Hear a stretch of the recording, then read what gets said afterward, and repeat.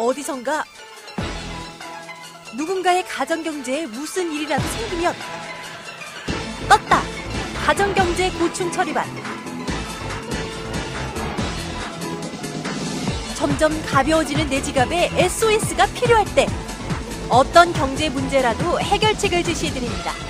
고충 처리반 반장에게 고민을 털어놓으세요. 오늘의 고민은? 네, 모든 가정마다 각 가정의 고민이 따로 있죠. 가정경제 고충처리 반장님 오늘도 모셨습니다. 그렇습니다. TMB 어드바이저 박사군 팀장과 함께하겠습니다. 팀장님 안녕하세요. 안녕하세요. 안녕하세요. 네, 오늘도 고충을 해결해 주시기 위해서 스튜디오에 나와 계십니다. 오늘도 사례 들어와 있거든요. 보도록 할게요.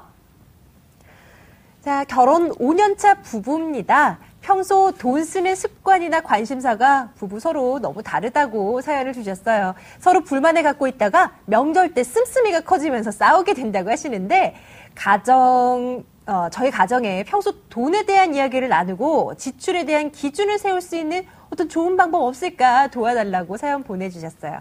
자, 그런 것 같아요. 가족끼리 앉아 있으면은 주변 상사 역이라든지 그렇죠. 친한 친구, 친한 오빠 이런 얘기는 많이 하면서도 돈에 관한 얘기는 참 안 하게 되는 것이 현실인 것 같아요. 근데 대화는 분명 필요할 것 같기도 해요.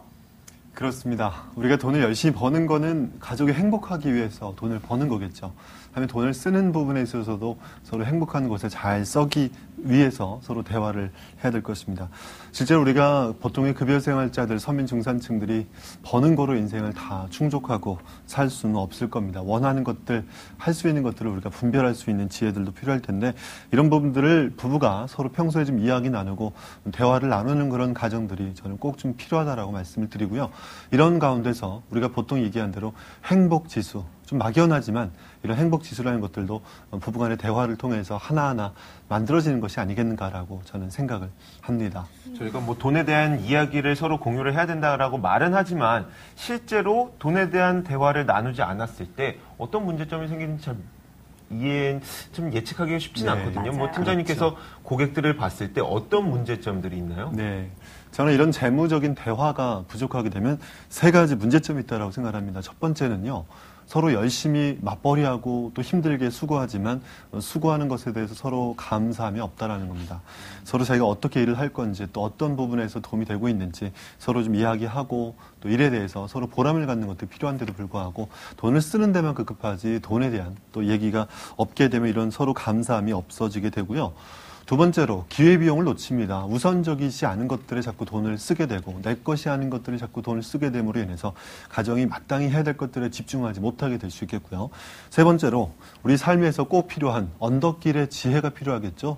올라갈 때 어느 정도 시기에서 다시 한번 올라설 수 있는 적절한 시기에 우리 삶의 비전과 미래에 대해서 함께 준비할 수 있어야 됨에도 불구하고 이런 재무적인 대화가 없게 되면 앞으로 우리 가정경제가 어떻게 달라질 건지 또 소득과 또 회사에 대한 직장과 또 사업에 대한 부분은 어떨 건지 이런 부분들을 평소에 대화를 못 나누게 됨으로 인해서 재무 대화가 부족함으로 인해서 앞으로 삶에 대한 대처가 부족할 수 있겠다라고 저는 세 가지로 정리를 해봤습니다. 그러면 팀장님 재무 대화를 이제 할 때 어떤 얘기를 좀 하면 되는 거예요? 네. 막연하게 딱 떠오르는 게 없네요. 그렇죠. 몇 가지 주제를 갖고 있으면 재무 대화하기 좀 쉽겠죠.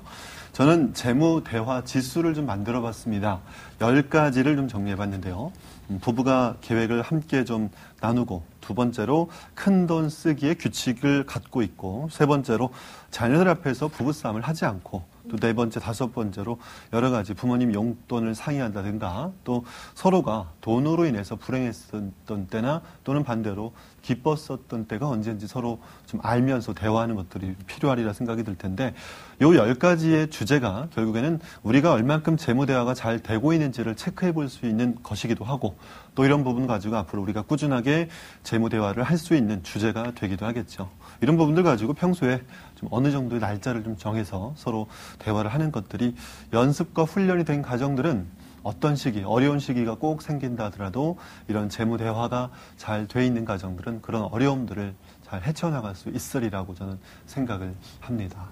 네, 이런 재무대화 지수로 우리가 재무대화가 많이 부족하다는 것은 알겠지만 그렇다면 어디서부터 시작해야 될지 어디서부터 손을 대야 될지 그것도 막막하거든요. 그렇죠. 저는 좀 행복한 게임을 해봤으면 좋겠습니다. 어떤 게임이냐면요. 5천만 원이 주어진다라면은 이걸 어떻게 쓰고 싶은지를 서로 이야기를 나누는 겁니다. 한 5분 동안 A4 용지, 종이, 빈 종이를 꺼내놓고 백지하다가 이 돈을 언제 정도, 얼마 정도, 나는 어떻게 좀 돈을 쓰고 싶다라는 그런 버킷리스트를 한번 정해보시면 좋겠습니다.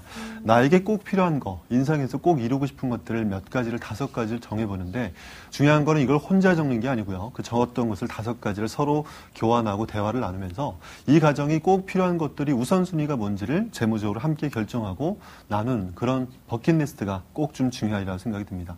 어떤 남편들은 차나 뭐 DSLR 카메라, 또 취미생활, 골프 이런 것들이 먼저 나오지만 또 여성분들은 원하는 바가 또 가정이라든가 또 이웃들, 우리 가족 친지들에 대한 생각들도 또 많이 하게 되더라고요.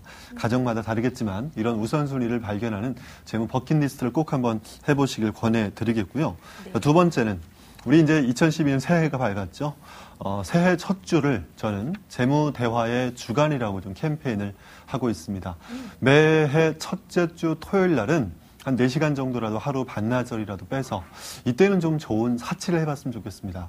어딜 가냐면 호텔이라든가 또 설경이 보이는 좋은 곳에 가서라도 부부가 함께 대화할 수 있는 시간을 꼭 좀 정해서 이럴 때 이제 우리가 한 가정에서 1년에 필요한 돈들이 어떤 것들이 있는지 또 비정기적으로 수입이나 지출들이 가끔 나갈 돈들이 어떤 것들이 있는지 또 우리가 얼마 정도 돈을 쓸 때 어떤 기준에 의해서 쓸 건지 또 부모님들이 연로하시면 부모님을 위해서 어떻게라도 얼마씩이라도 도울 건지 돕더라도 잘 도울 수 있는 방법이 어떤 건지를 서로 좀 대화하고 나누는 그런 재무 대화의 날을 꼭 좀 정해 주셨으면 좋겠고요.